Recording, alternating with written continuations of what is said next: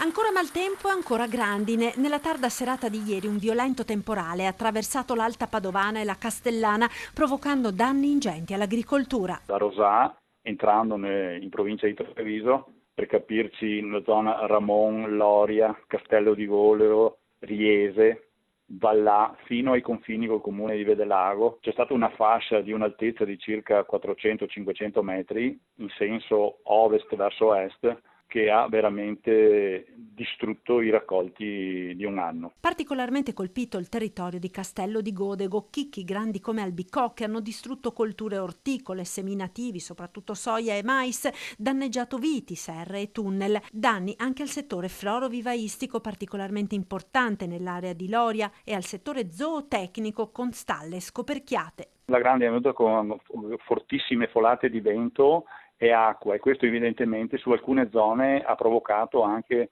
parziali scoperchiature dei ricoveri delle stalle e anche l'abbattimento proprio di alcuni tunnel, alcune serre. Una cinquantina nella notte gli interventi legati al maltempo da parte dei vigili del fuoco, impegnati soprattutto nel liberare strade da alberi abbattuti dalla furia del vento a Mogliano, Villorba, Cappella Maggiore, Conegliano. Nemmeno il tempo di ultimare la conta dei danni della tromba d'aria di venerdì, 1.600.000 euro, la prima stima di Coldiretti, che la Marca si trova di fronte di nuovo ad un disastro e potrebbe purtroppo non essere finita. La Protezione Civile del Veneto ha emesso un nuovo avviso di criticità per il passaggio tra stasera e domani di una nuova perturbazione con temporali che localmente potranno essere intensi.